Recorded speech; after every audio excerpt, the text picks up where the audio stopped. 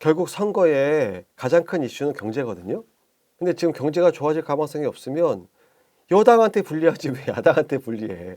이거 저희가 갈등만 잘 봉합하고 다시 덧나지 않게만 끌고 갈 수 있으면 저희 이길 수 있습니다. 그러면 제발 당을 흔들지 마세요.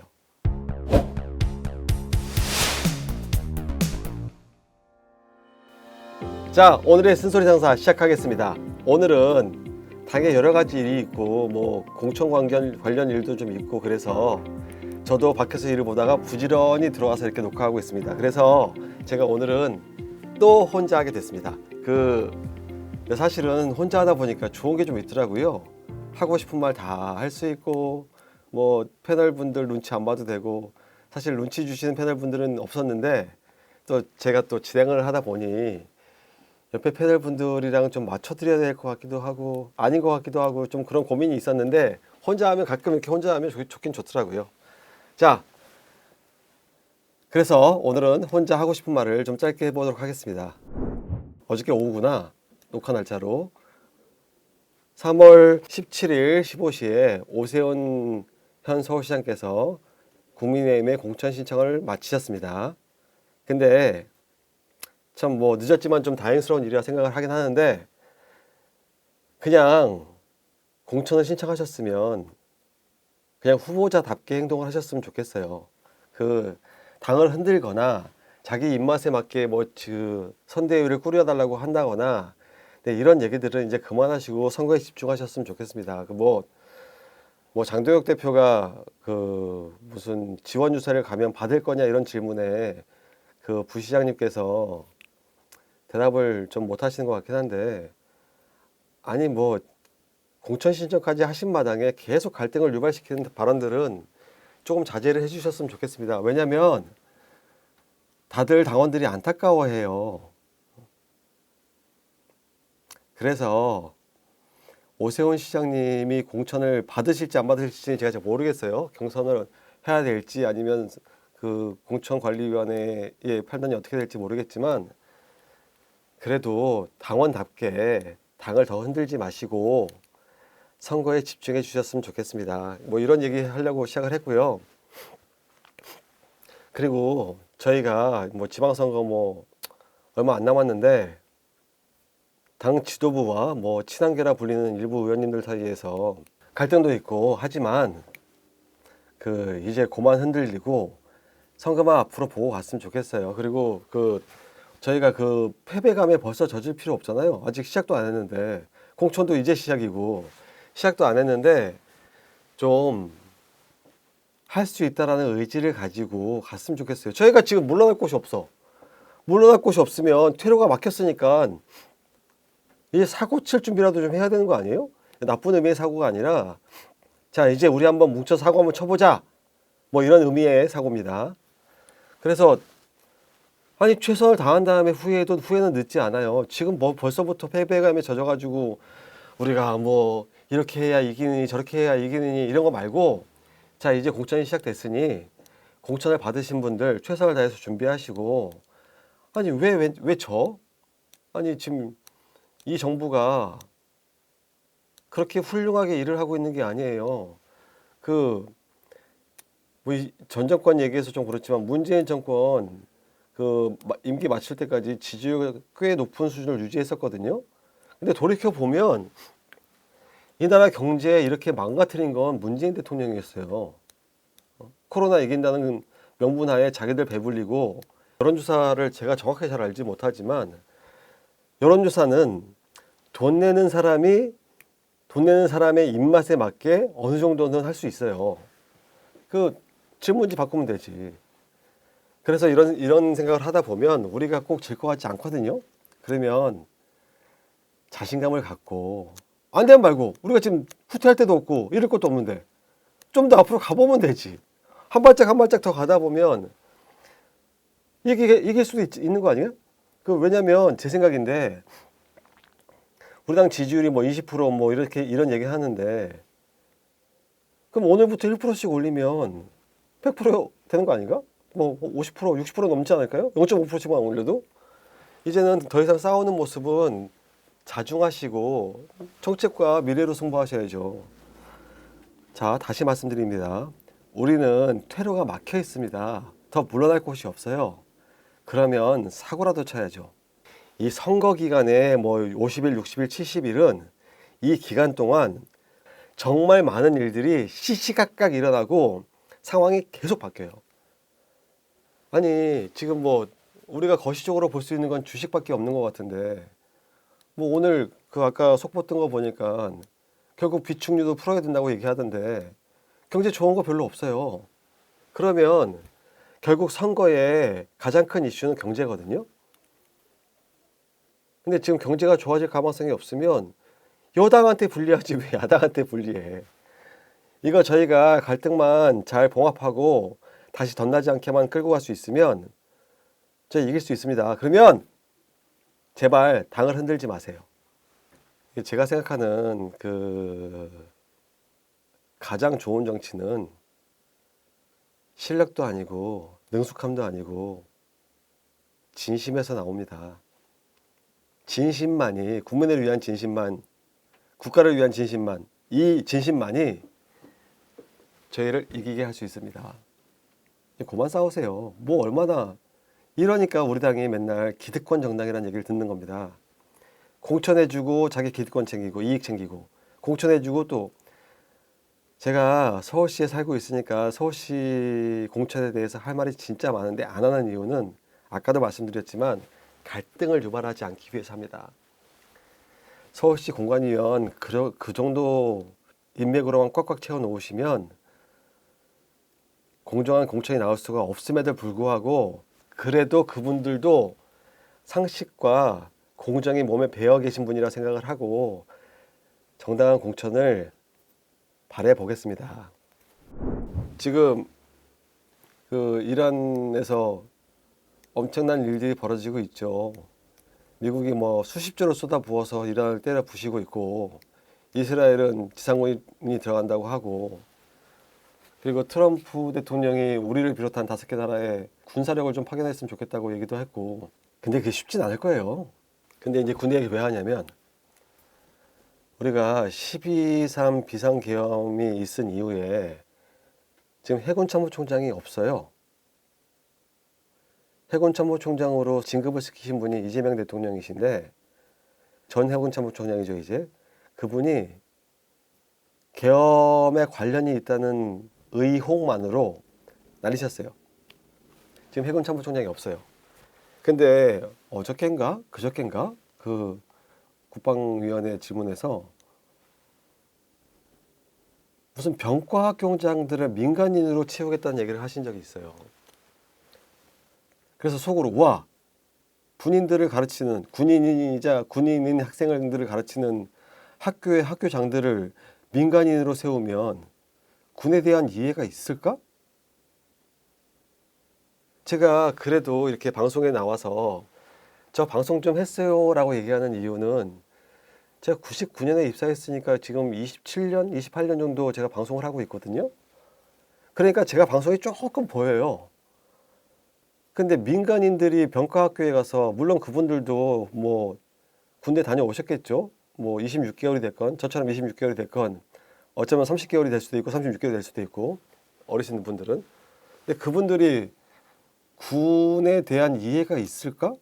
이런 의문이 좀 있거든요. 그리고 그 자리가 원래 그 흔히 말하는 원스타, 투스타 이런 분들이 가는 자리거든요. 그러면 진급에도 문제가 생기지 않을까? 그럼 또 적체가 될 거고. 안 그래도 지금 장교 부족하다고 하는데, 초급 장교 부족하다고 그러는데, 아니 진급을 해서 별을 달 수 있는 자리들을 다 민간인으로 채워버리면 누가 초급 장교에 지원을 할까요? 아니 나는 국가를 위해서 봉사하고 싶어, 나는 국토 안보의 파수꾼이 될 거야, 이런 생각을 가지고 있는 군인이라도 사람인지라 진급하고 싶잖아요.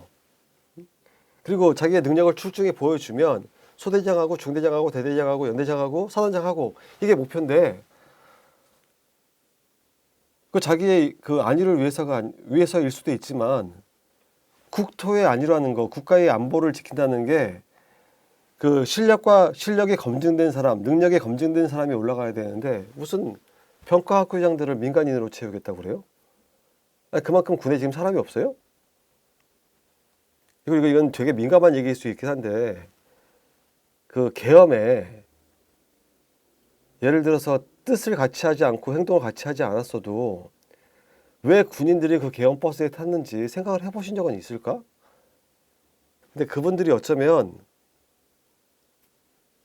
국가를 위한 마지막 길이라고 생각할 수도 있지 않았을까? 제 생각입니다. 그 방법은 틀렸지만 대한민국이 위기였던 건 맞아요. 그 당시에 대한민국은. 그래서 제가 윤석열 대통령, 전 대통령님의 그 계엄을 찬성하는 건 아니지만 계엄이란 방법은 잘못했어요. 그렇지만 그때는 분명히 국가적 위기, 지금도 위기는 위기지. 자, 그리고 제가 정말 안 하는 얘기 중에 하나가 이 부정선거 뭐 이런 얘기가 있는데, 저는 부정선거는 어쩌면 불가능하다 생각하는 사람 중에 한 명이에요. 근데 우리가 확인한 것들이 있잖아요. 부실선거. 이 소쿠리에 투표용지를 모아놓는다든지 아니면 봉인지를 뜯었다 붙였다든지 뭐 이러한 현상들이, 아니면 나는 투표를 안 했는데 이미 투표가 돼 있다든지 2번 투표를 했다든지, 이거는 뭐 부정선거를 조직적으로 했다기보다 그 지역의 선관위가 부실하게 선거 관리를 했다는 건데, 이런 얘기가 나올 때마다 선관위는 핑계를 대요. 핑계 대지 마시고 개선을 하시면 돼요. 선관위는 말 그대로 독립적 기구잖아요.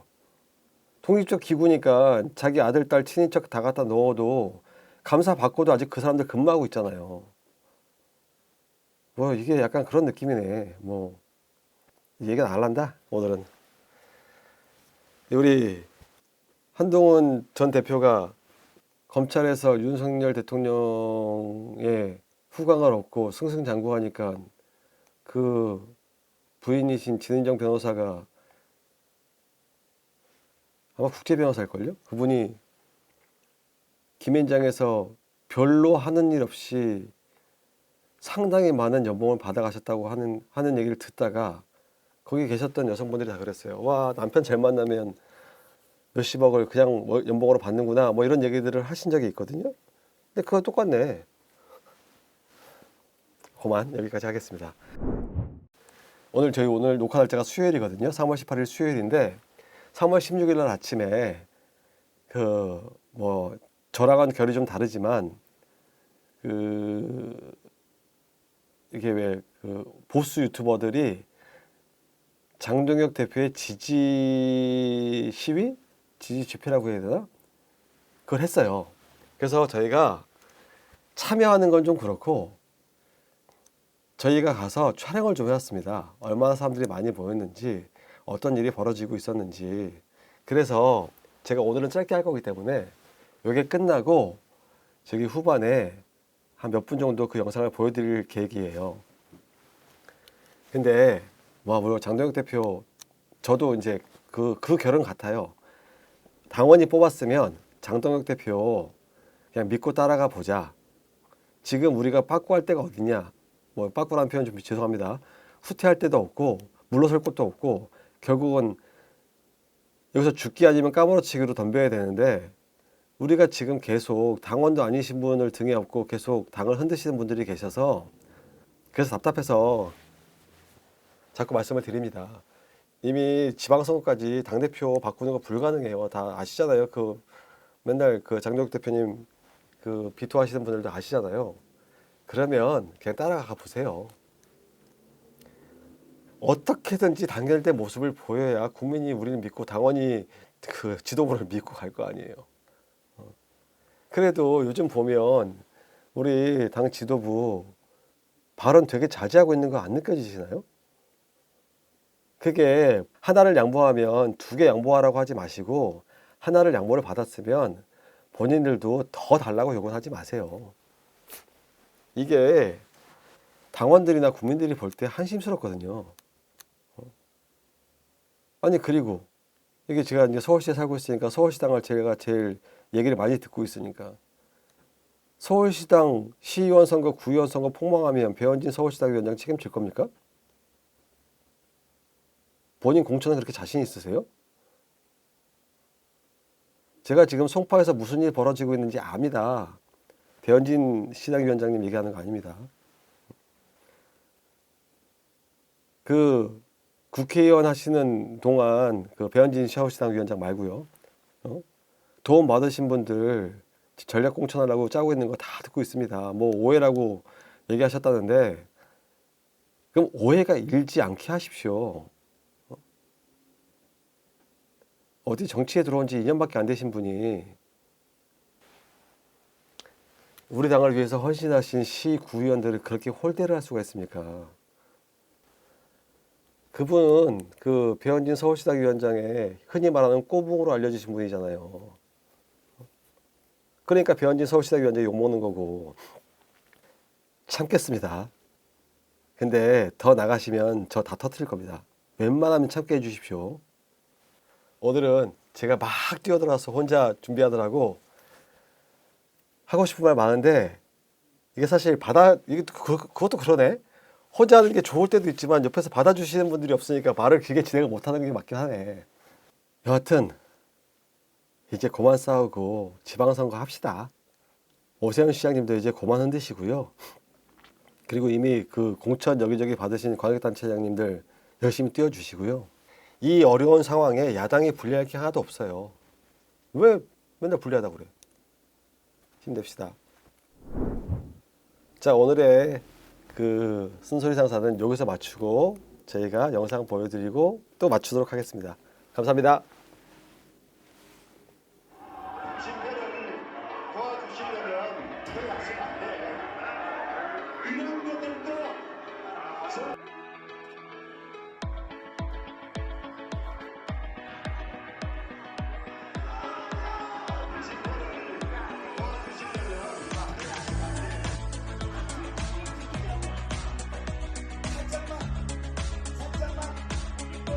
살짝만 자, 아까 제가 말씀을 드렸죠.